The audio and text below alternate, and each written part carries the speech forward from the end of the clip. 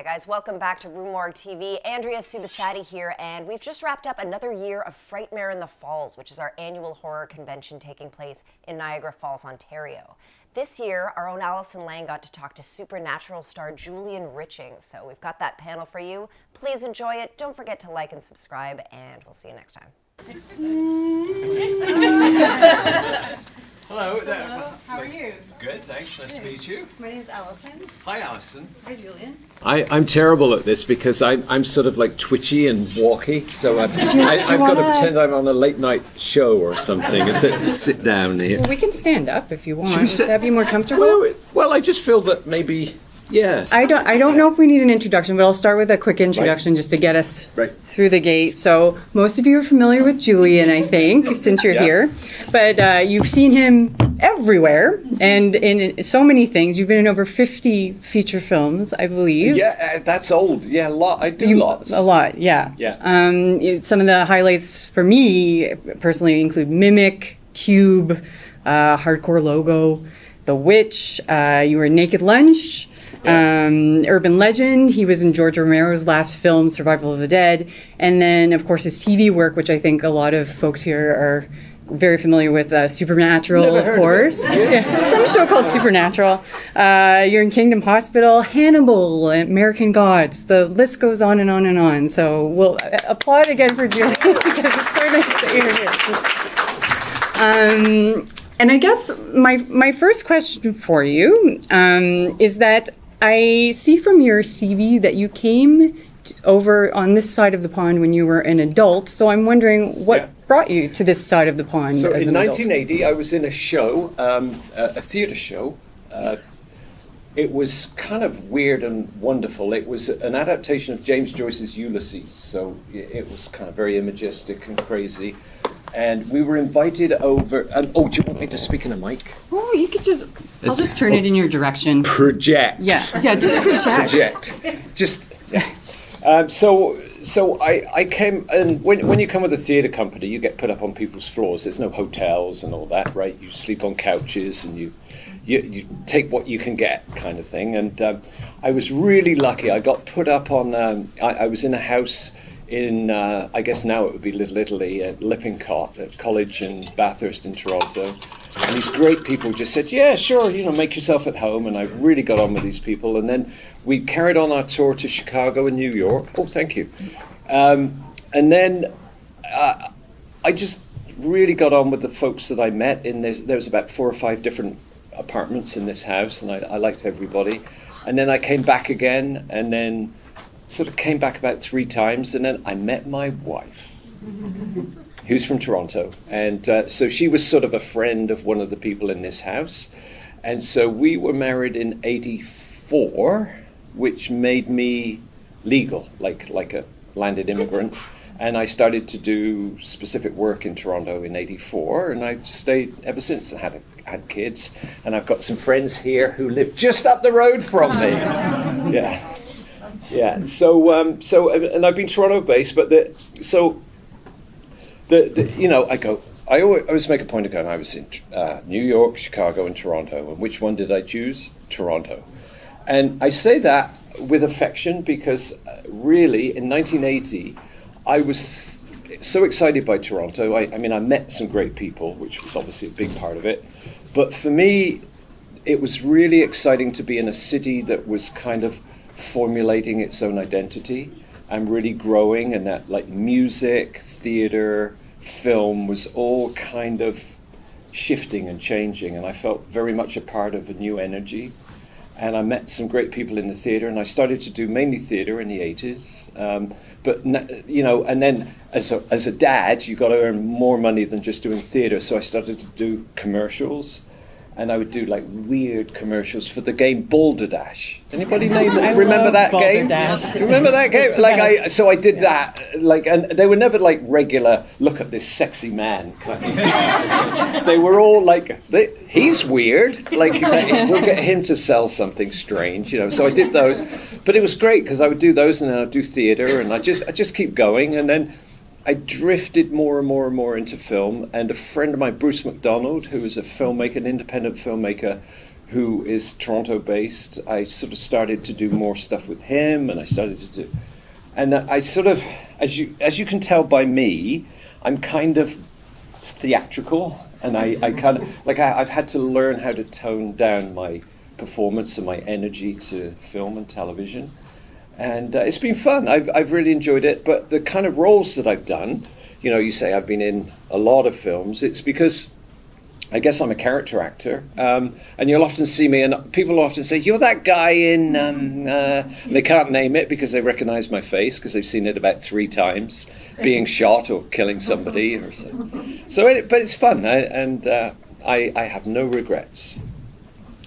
Along those lines, because you said you're a theatrical person, but you're a character actor, how do you perform character actor roles without overtaking everything that's happening? Like, you know what I mean? Like, I do you have to be like, huh, okay. Yeah, it's a really good point, because in a way, when you do, so let's say Supernatural, say, it's a show and it's got a brand, right? You know, and it's the 2 boys and Castiel, and like it's very specific and it appeals to a very particular audience.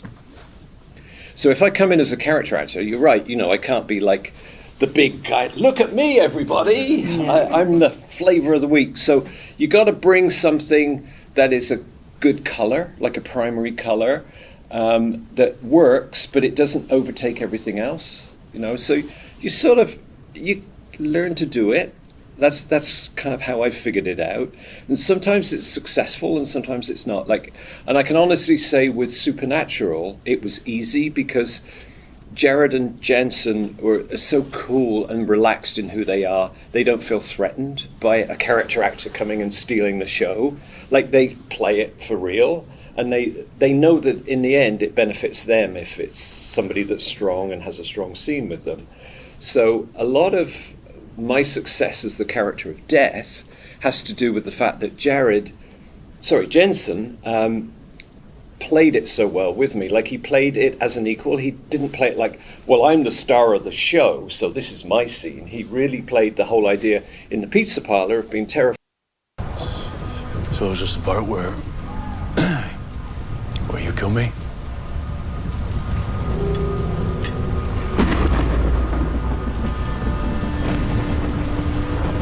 You have an inflated sense of your importance. To a thing like me, a thing like you, well, think how you'd feel if a bacterium sat at your table and started to get snarky. And he really made me look good, but then I made him look good, you know what I mean? And he was very generous, and it sort of works. But I'm sure all of you know in different work situations that, like with egos and stuff, it doesn't always work that way, and you're struggling a little bit to try and either establish yourself or to figure the dynamic out. But Supernatural is an example where it's really easy. There's been other shows that you go in and you go, oh, okay, I'll keep quiet. and then there's other ones where it just doesn't feel right, that you just tone it down a little bit. But it's always an adjustment. It's not like I have a secret formula. Everything's different. Yeah, so here's an example, you know, where I like to, like, for me, you guys are the most important in the room because you're here. You're right here, and I'm a theatre actor, and you're my audience, and we're in the room together with the same energy. And I actually find it very difficult when there's 2 things, because you're having to... Oh, like the audience. Yeah, because I'm having to respect the camera, and you're having to respect the camera and playing it there, and there's I'm not doing all this stuff. So it's very interesting, but I'm always aware of the dynamic in a room, you know? That must make dinner parties very interesting for you. Although, you know, so here's an interesting... My friends here, you know, young actors, and they go to a youth club, and they youth theatre, and they do work. And I would say that as an actor, you don't always have to be the bigger thing in the room. I'm here, and I'm being given permission by you to be who I am. So it's kind of up to me to come in and do this and be the guy that's interesting and got a big personality.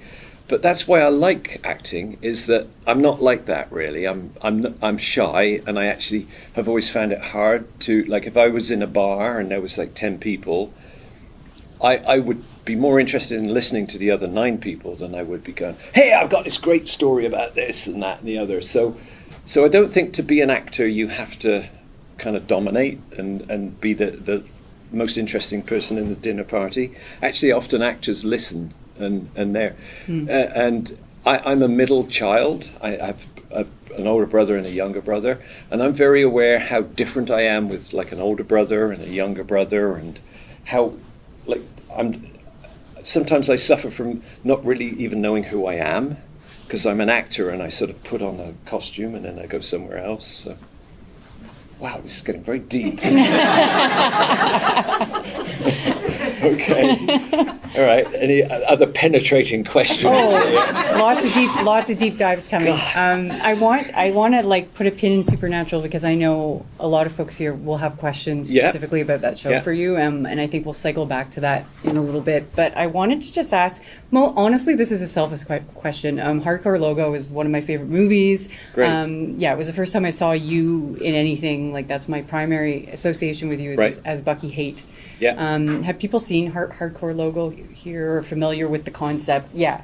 So Julian basically plays this reclusive rock star who and has a big mythology about him, and then the movie is a mockumentary about a fictional band kind of touring Canada, and they are making this pilgrimage to Bucky Haight. They like worship Bucky Haight, and he's this very shadowy figure. The movie's whole narrative, like they do a benefit concert for him. He may have cancer. No one knows what's going on, and so they go to Bucky Haight's estate and like find out what is actually going on with Bucky. And you do such a good job of like playing that character, who's enigmatic but yet not ultimately at the end. And I guess I wondered, how did you and Bruce McDonald was the director? Yeah. And I'm wondering, how did you two develop that character? Like, how did you know what type of, I guess, rock star he was going to be? For that one, so Bruce and I met basically on the streetcar in Toronto. He recognized me, and I sort of went, oh, hi. And then we did a film called The Top of His Head, which was a Peter Mettler film, and Bruce was an editor. That's how he started off his career. And he edited that film, and then we started to see each other regularly. And he said about Hardcore Logo, but he didn't quite know what the balance was going to be, didn't quite know who was going to play the lead singer, which was played by Hugh Dillon originally. So coming from England, my influences in the 70s were not necessarily theatre and film, they were rock and roll, right? So the big thing for me was punk in the mid-70s. So at the time, I mean, it was Joe Strummer, The Clash, the Sex Pistols, that all the bands that were changing society, that was where the energy was. And I really was fascinated by and into that music, the Stranglers. There were just so many of them. And I kind of pitched him, like if I was Joe Strummer meets Iggy Pop meets I don't know, all my heroes really, Shane MacGowan from the Pogues. There was like some, I don't know, and then it was me and my background. So I just kind of went for my influences and played that. And it's one of the few films that I've actually done that. Most films you have to sort of construct the mythology of the writing, but because of the way Bruce works, he allowed me to be this hybrid of all the people that I wanted to be and fantasized about, right? A fanboy, like I guess as a fan, a fan of those bands. When you were in Toronto, this is a total sidebar, but when you came to Toronto in the 80s, did you get involved in Toronto's punk scene that was burgeoning at that time? Not much, because it had kind of come and gone by the 80s. The really hot scene was like 76, 77, 78. But I do have a funny story about it, and that was... I do a lot of films with first-time directors. I'll make a point of working at the Canadian Film Centre or at Ryerson, especially with young, emerging voices. I think it's really important to Canadian culture. Like, it's so important that we develop our own sensibility and our own stories. I did Cube with Vincenzo from the Film Center, and there's been a few other shows that I've done. So one guy came up to me and he said, would you be in my film? I'm doing a short, and I'd love you to be in it. It's perfect for you. I love Hardcore Logo, and I think you played my dad in that film. And I went, really? And he said, yeah, my dad's Chris Haight, and Chris Haight was the guitarist for the Viotones, which was, and so his real name is Chris Paputz, and his son Key-Ray is an emerging. Yeah, I know his movies. Yeah. So he directed. So I said, "Wow, sure." So there was a kind of confluence of Key-Ray was into the scene, and I learned about the Toronto punk scene retroactively, like through Key-Ray and through his dad and through. But I wasn't really a part of it. Okay. And I think that's kind of the lot of the actor, to be honest with you. I think actors are more sort of like flies on the wall, and then if they're lucky, they get to portray some of those people that they watch. They're not necessarily the really amazing, fantastic people in the middle of an event or a movement. Yeah. Yeah. I read in the past, in other interviews, probably something about Supernatural, where you've talked about being a British person in North America and doing, North American productions a lot in Toronto, that you sometimes had to modulate your Britishness or mediate it. Yeah. Can you explain to me sort of how that? Yeah, absolutely. You can see I have an accent. I've got grown-up Toronto kids, so. And, they'll often go, Dad, you have to talk like that, like tone it down, Dad.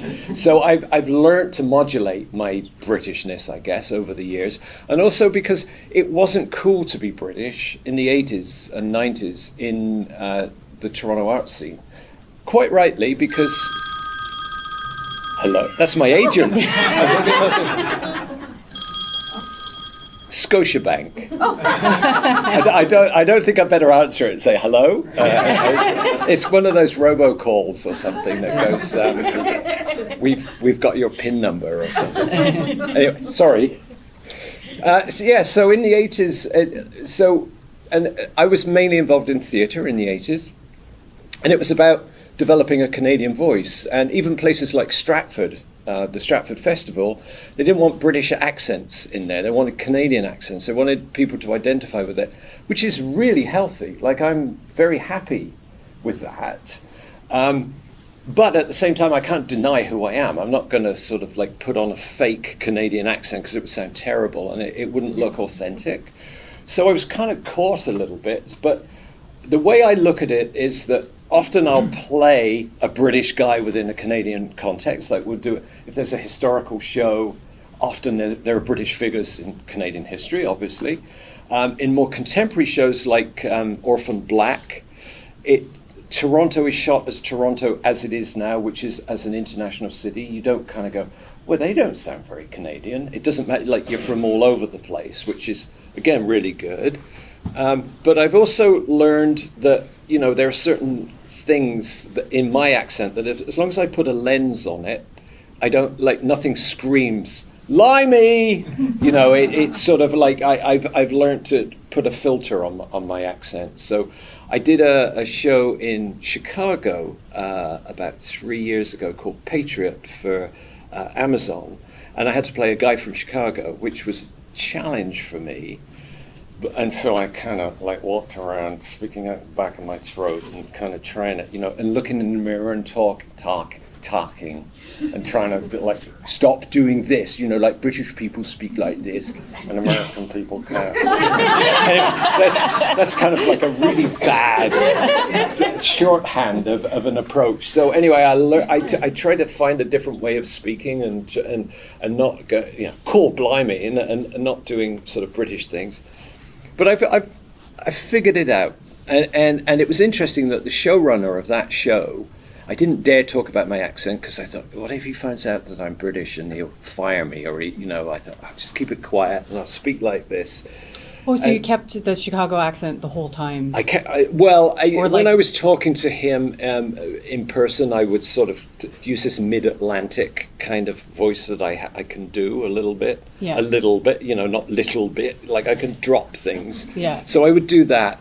And then I said to him, once I built up the courage to say, nothing wrong with the accent, it's fine. He went, oh, no, your accent's a part of who you are. And it's like, he's a quirky character. And he said, what is an American accent? And it was music to my ears, because often you hear this thing of like, well, you're supposed to talk like this, you're supposed to say your vowels like that. So that was really a pleasant surprise. And that I could survive in that environment as I am, but I can't complain. I mean, I'm a character. Like I'm very specific, so I don't fit into a mainstream sort of hybrid, really.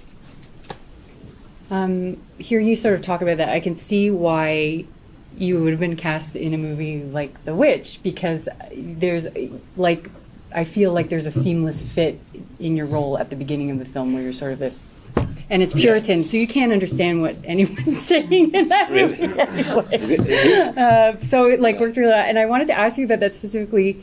Did you have a sense when you were doing it that it would be a big deal? I know people ask this question a lot about movies like that. No, not really. I knew it was incredibly, like, the meticulous attention paid to detail, which was really unusual for, like, I do a lot of independent films, and in independent films you'll notice that the wardrobe for my characters is pretty similar because it's mine. like there's no money for wardrobe, so it's like, what can you wear that looks like the character? Well, I got a jacket at home, I can wear that.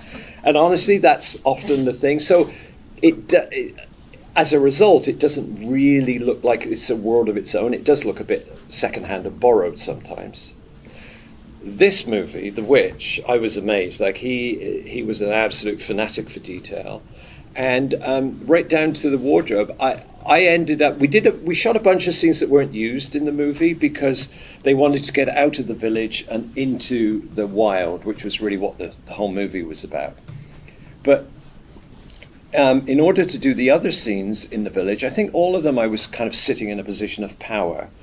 And I don't think you ever saw my feet, but they ordered my shoes to come from Italy. They were homemade or handmade in Italy in the authentic way that they would have been done back in the year. Now, how he got the money to do that, I don't know. Whether he was pulling favors, or what, but he had that meticulous attention to detail. And that shows in the film. And we shot it in Mattawa, Ontario, which he researched had an infrastructure of forestry that was very similar to the way that the Puritans originally came. So even the trees were important to him. You know, I look at a tree is a tree to me, but not to him. He was very, very particular about everything. So I was a very particular element, and he wanted authentic British too. Like, there was no way that you could have been a Canadian putting on a good British accent, which most Canadians can do, but he was really a stickler. Yeah. And there was an interesting thing recently. I can tell you about this. I've done a film about David Bowie, which I'm very excited about. And it's not a jukebox musical. It's not like, Bohemian Rhapsody or like his greatest hits redone.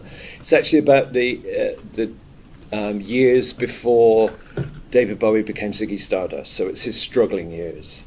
And his brother is struggling with mental illness, and he doesn't know how he's going to make it, who he is, whether he's doing pop songs or kids songs or what. So it's really good. I think it's a really good premise. Anyway, it was interesting that the casting director, the director of the film, cast particular people and he came up with the idea that there are faces that are British. Never thought about it like that, and I don't look at a face and go, "Oh, that's a Ukrainian face," or because it's a bit of a weird thing to say. But anyway, to me or to him, I had a Britishness about whatever that was. So, there you go. That movie sounds great. Yeah, I think it would be fun. It would be fun. And there's a musician called Johnny Flynn who plays Bowie. And Johnny Flynn is actually a really good musician in his own right. He has his own band in the UK. And I think he does a really good job.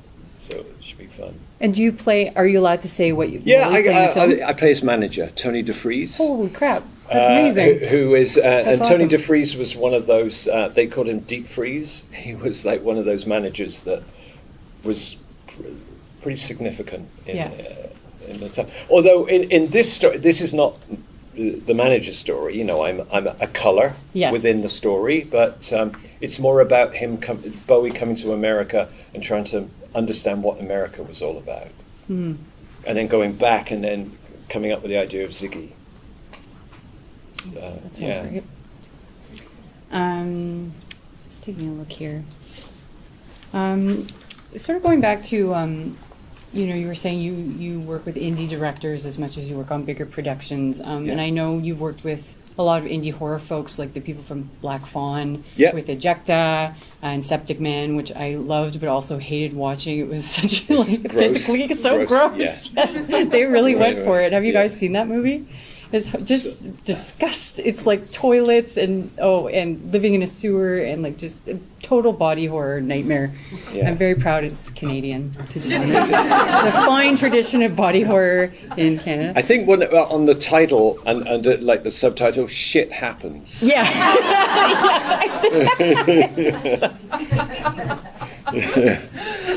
Never get enough. And I wanted to ask, you have such a unique vantage point because of your flexibility and your willingness to do, you know, different types of genre roles with different budgets and, as you said, different levels of attention to detail.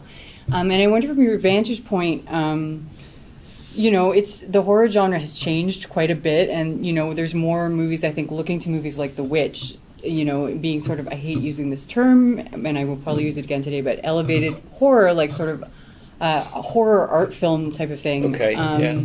And I wonder, sort of from your vantage point, not asking you to make a grand sweeping statement, but the state of the genre as you're seeing it from the projects you're working on, do you see it changing from what it was before, like in the 80s or the 90s, or do you feel like there's a turn happening at all? I think the spirit is the same, right? Like the spirit of horror is fantastic because it's like, I don't know, there's an honesty about horror. It's more about our fears and the flip side of those perfect stories that we see presented to us all the time. It's what happens if something went wrong, or those characters messed up, or somebody got in a terrible position. It's our fears. And I think that's something we all identify with, and we all identify with being vulnerable. So there's a kind of a weird democracy about horror films. It's kind of people aren't pretty, or if there are pretty people, they're threatened by the sociopaths and the ugly people and the strange people and the you know, whatever. So I love that. I think that's very important. So the spirit is still there. It's taken a bunch of different turns. It's gone into all kinds of stuff in it. Like at one point it was torture porn, and like, you know, there was some stuff where I go, oh, I can't watch that. I don't know why people are doing that. And you were in a Saw movie, right? Yeah, it was. My death was considered to be too gruesome for the franchise at one point. They did a death for me in a glass cabinet or something. It was pretty awful, but it didn't seem particularly odd. I mean, I've done a few strange things, and I worked with special effects and makeup a lot. And my character was one of those where I think mine was Saw 3, and they had like a storyboard, and they'd have like, this character is going to go here, and like it wasn't. It was flexible as to how it was going to go, and then they decided that mine would meet a grisly end quickly, as opposed to what they were setting me up for. They needed to go in some other direction, and then they gave me this really grisly death, but my grisly death was never seen. What was the death? Well, I got cut to pieces, I think. Oh my God. I think. I mean, it Did I sounds die in bad. that one? And they didn't use it. They didn't. And there was, you know, there's always different reasons for somebody doesn't like that, or we've already got one impact point in the movie. We don't need that one, and that guy's not any longer important enough to merit a sticky end. You know what I mean? Like, there's all these decisions going on, but I like that. I got to say, I like that about horror films, and like I said, there's a kind of a democracy about it in that you go on set, you leave your ego behind. it's not about, you know, what a great actor you are. It's about making a gag work. It's about rhythm. It's like, okay, so we at the end of this scene, we're suddenly going to get a big jump or a big scare. You can't be chewing the scenery for the first half of that scene because it detracts from really where the scene is going to. So you're in collaboration with all the technical artists in the film, all the special effects, sound, makeup, and you have to make this thing work. And I really enjoy it. I have two brothers that are designers, so I understand the technical side of things, and I like the idea that if you move to the light there, it's going to be much more frightening than if you act your heart out but you act it over here. But if it's there, it's like, that's kind of fun. Mm-hmm. It's the opposite of theatre, but I like film as a technical medium too. So it doesn't bother me. It doesn't bother me being under prosthetics for 4 hours, listening to a special effects team talking for 2 hours about the guy getting his finger shot off in Taxi Driver. Like, they'll go on at length about stuff that actors never do. It's like real technical jargon, and it's fascinating for me. So I like that. I like that part of it. So anyway, long-winded answer, but so the spirit is the same, but I think technology has changed to the point where it's easier to make horror films. There's more out there. So it's not surprising to me that there are some horror films that are distinguishing themselves by saying, we're more serious, we're more artistic, we're more, what was the term you used? Something horror? Oh, elevated. Elevated, elevate, like in terms of like we're taking ourselves very seriously and we have more money. Yes. And we're going to make it more operatic. Yes. But I like the DIY stuff, the George Romero, and like there are so many examples.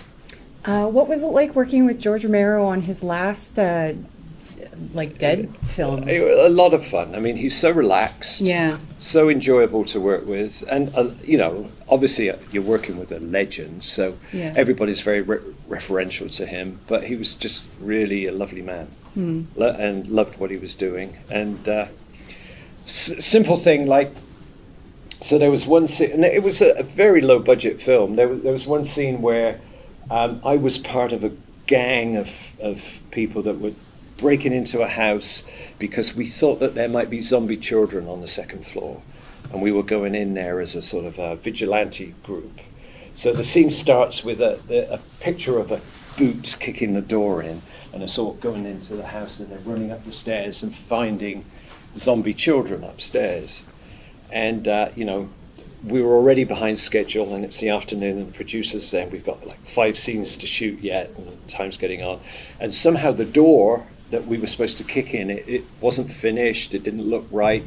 We tried it one time and the door fell down in the wrong way, and people were getting upset and mad, and there were people like yelling, carpenters were yelling, and the producers were yelling, and George is just sitting there. He goes, okay guys, I've got an idea. Forget the door, let's start the scene inside, and we'll hear the door be smashed in off camera. And he said, because what's the scene about? It's not about the door being kicked in, it's about the time that you go up the stairs and you see the zombie children. That's the shock. So he was able to detach his ego, and he was not saying, but I need this door, it's going to make my scene. He was able to say, the scheme of things, what can we do? Yeah. So, I love that about him, and he was never sort of standing on his reputation. It's not one of his greatest films. I think many people would be the first to say that, or not the first to say that. I mean, but it was just a pleasure to be involved with that. I think this will be my last question, and then we'll turn it over to the folks that are here to see if they've got any questions for you. But you sort of alluded before that you've done a lot of strange things, and I have no doubt that you have, and I think we've seen some of them. Is there any recent strange things you've had to do that stick out in your mind, where you're just sort of in the middle of it and you're like, what job is this? What am I doing? It happens a lot, really. Yeah. I think the funniest, strangest one was I was in back in the day when it used to be MOWs, Movies of the Week, before we used to get like miniseries and stuff. Well, Toronto was a big centre for movies of the week, kind of low budget features, right, that were shown on TV. And I can't remember what the name of the outfit is. They're from Atlanta, and they did a bunch of movies, 2 American names and then a bunch of Canadian actors. And so I did one called The Time Shifters. And it was actually a really cool concept where this guy was seen at a series of disasters, like the Hindenburg disaster, and way back, like as long as there's recorded footage, there's always this guy with a bowler hat at a disaster. And then our heroes begin to realize that who is this guy? Is he an architect of disasters? Where does he come from? Does he come from outer space? What's going on? So it eventually turns out that this guy is a tourist from the future, and he's a disaster tourist. He's paying money to come to any disasters that happen on Earth. And then he goes back to the future. That's me. I play that guy. And so there's a great scene in the movie where our hero is on a plane, and then he looks across, and there's me sitting there with the bowler hat, and then he looks and he goes, "There's going to be the plane's going to go down. The plane, like, what's going to happen?"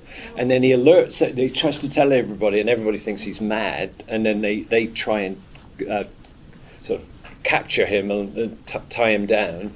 But indeed, the plane starts to go down. So it's pretty terrifying, pretty great idea. Anyway, you can imagine that after that, there were a few incidents when I would be on a plane. Go, "Oh my God, it's him! It's that guy!" And I would actually then immediately go, "The plane's not going down. It's okay, it's okay," you know, because it's sensitive, right? It's like it's a sensitive subject. Oh yeah. So that was one of the ones where I thought, "Wow, this is strange," and it's kind of it's creepy. There is something very creepy about that. And there are funny ones too. It's fun being in a show like Supernatural that has such a wide fan base, and people would just, like in Toronto, a lot of people go, "Hey, Death, how you doing?" It's very funny. So, but I got to say, I said about horror, the technology has changed. So has fandom, and so has events like this, where fans really are a part of horror culture now. Mm-hmm. And that's a fun thing for me. It's a fun thing that people will engage in a conversation, and people are very respectful, and sometimes people are shy, but I feel people are enabled access to people that they see on the screen because of social media, because of fan conventions. We're on the same level, we're in the same room, we're talking. It's not like, Sir Julian Richtings will appear at a certain time. You know what I mean? I like that. Yeah. I think that, which, again, comes to, like, it's fun being in a room with you guys. Not on camera. No. So but it's real. It's a real thing. It's fun. Does anyone have any questions for Julian? Don't be shy. Any supernatural questions? Yeah. Yeah. I have a Hollywood question. Oh, that's your scene in Supernatural Parody 2.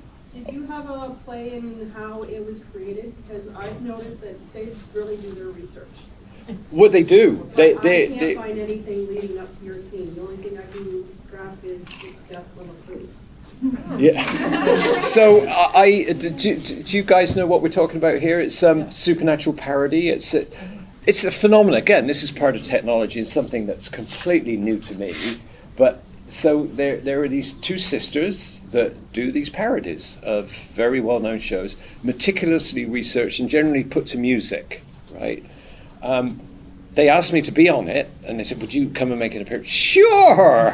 Fly me down to Vegas, and which is what, because they're Las Vegas based, and they said, "Well, we're going to do this, this, and this. Would you make an appearance?" Sure.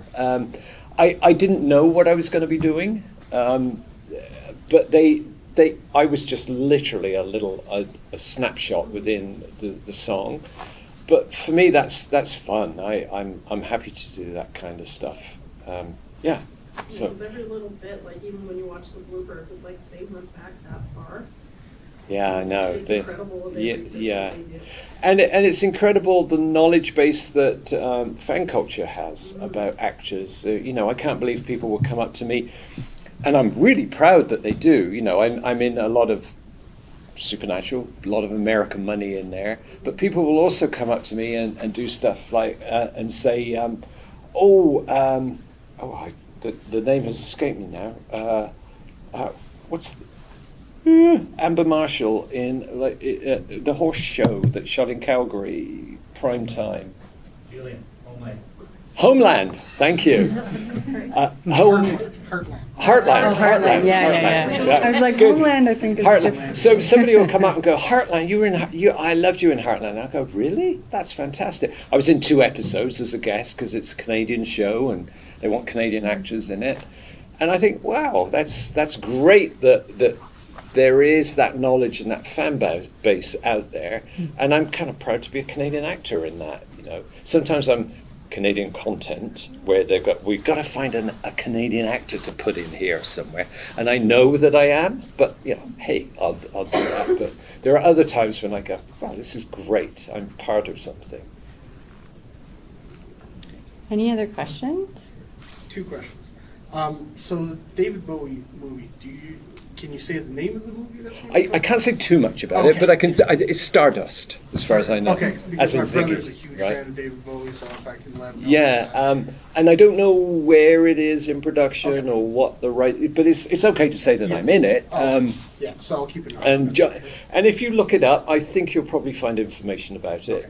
That there's been some contention about rights because the David Bowie estate is very difficult to get music rights for, and so you might find stuff about it sort of obliquely through that. Okay.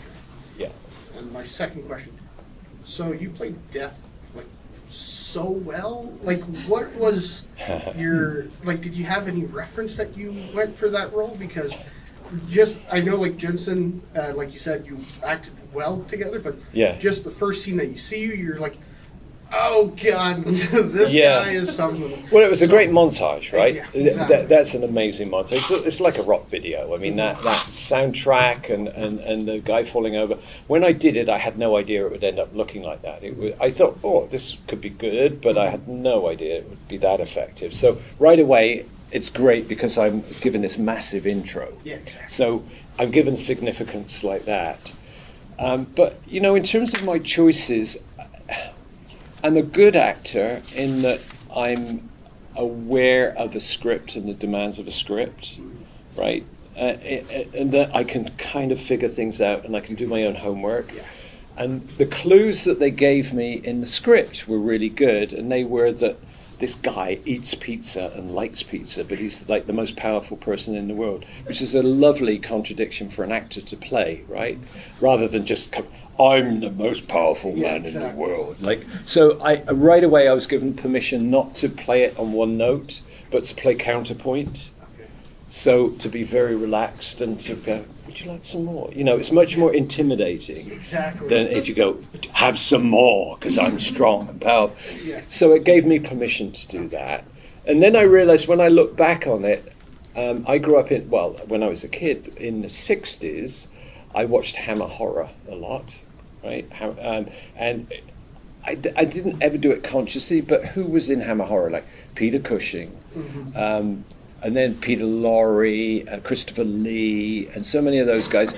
They're my influences, and I realized that, you know, there's an aristocratic British elegance about it that I'm clearly channeling. Yeah. I didn't ever consciously do it, Yeah, but it's subconsciously. coming from that kind of era, right?